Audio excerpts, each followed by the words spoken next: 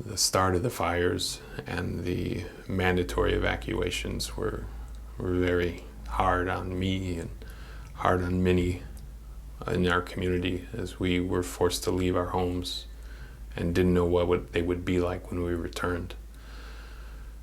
For my family and my wife and I, we've put a lot of blood, sweat, and tears into our property, and it's hard to imagine that being gone. It's no longer just a house; it's a home, and I definitely feel that, and I sympathize with all of the 70,000+ of us who have had to leave our homes.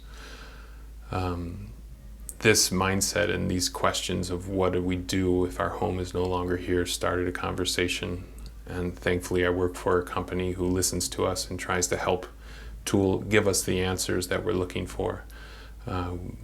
With this being said, we were able to talk with Mathew Herman, who was the Chico market leader for Keller Williams during the time of the Paradise Fires.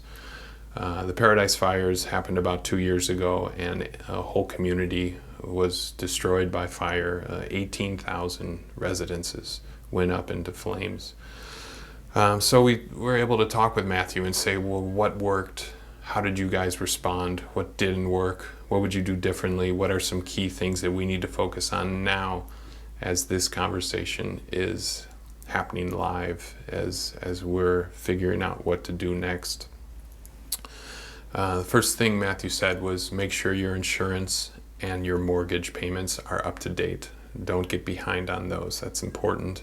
The second thing is, he said, to have the tax assessor call the county and have the tax assessor reassess the value of your property. If your home is gone, then the value is just in the land, so your taxes will be significantly less. You've probably already done this, but initiate an insurance claim on your home. In Paradise, Mathew was saying that the insurances were paying max dollar, so there weren't many claims adjusters.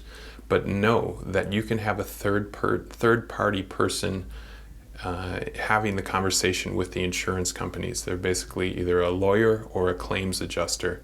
So if you don't feel like you know what to say or are getting the max benefit of your insurance, then maybe it might be worth talking to some claims adjusters to help during that process. The insurance payments. What are the insurance payouts? Mathew was saying that we should expect 4 different types of payouts. You have the home, personal items, clearing the lot, and loss of use. So the home is normally spec'd out in our insurances, the value of the home. The personal items oftentimes will require receipts or pictures to obtain that value of those personal items that were lost. The clearing the lot, many of the lots in Paradise were cleared by FEMA. FEMA initiates that process, but I do believe that it can also be done by a private company or possibly a homeowner. The county may require a permit to clear the lot, so if that is the case, it will have to be hired out. But it made sense to me that if my home burns down, I want to be the one who's starting the process of clearing the lot. So I called a lifelong firefighter friend of mine to ask her about what the risks are involved there.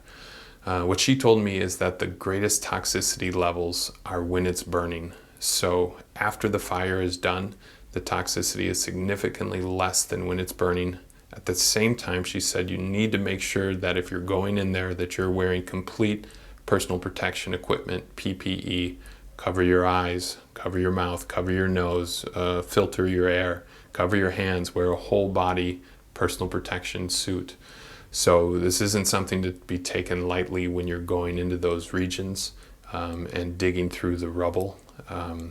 So just note to self, to get back on track, there is a payment that'll be set aside from your insurance company for clearing the lot.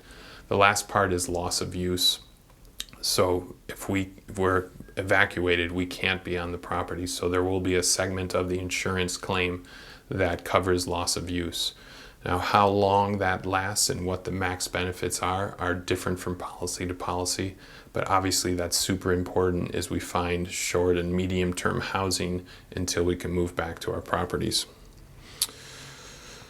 And then we started talking about, with Mathew, the building process and how that goes. Mathew was saying that in Paradise, it took 6 to 8 months to start to see reconstruction of homes being rebuilt. He said there was a second wave at about 11 months out that more and more people were building. Of those 18,000 homes, we've been told that they were averaging a year. The permits that were pulled for rebuilding those homes were 400 to 500 a year. I expect in Bonnie Doon it will be much quicker, but that, as you see, that's pretty slow growth, regrowth in Paradise. What things do we need to have an understanding of that maybe we wouldn't think of? He said, make sure you scope all your leach lines, because the fire can destroy leach lines. Obviously, you'll also want to look at your septic tank and septic lids. Those are more obvious, but scope the leach lines to make sure that they're still effective. The other is make sure that you test your well. If your well's contaminated, it needs to be re-drilled many times. In Bonnie Doon, some of the wells are 60 feet deep, others are 500 feet deep, so that's a big difference in costs if it needs to be replaced. The other thing is insurance. There was an immediate spike in insurance after the fires in Paradise. Mathew said that now, the insurances have gone back to the rates that they were pre-fire. I also called a friend who lives further out in the canyon who was not affected by fire, but was the fire in Paradise stopped at his ridgeline going into his canyon. He said that the pre-fire rates for his fire protection insurance were $2,000 a year. Now they're $16,000 a year. So I definitely think we'll see a spike in insurance costs. As many of you know, many insurance companies have been dropping policies in the area, but those rates may hold high. So just something to keep an eye out for and consider.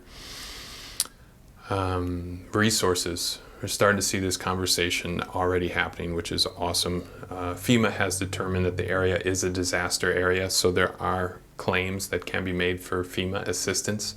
It's the last day or two I've seen the fire recovery guide go out, and it's got a lot of information on FEMA and other recovery avenues for support. If you do not have insurance on your property, if there wasn't a mortgage on it and you didn't keep a policy, then there is still FEMA assistance available. So definitely make sure you look into that route. We need to pull together our mental resources now to understand how we can support each other as this reconstruction, rebuilding process happens and we heal together as a community. It's beautiful to see the conversations already starting and the local firefighters supporting, the volunteers supporting and risking it all for our neighbors and for our community.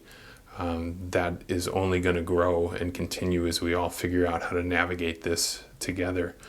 So my efforts here are to attempt to support that process that's already happening, that communication that's already happening, because we frankly need each other through this time, and really more than ever, we need each other to support and assist and just look out for each other.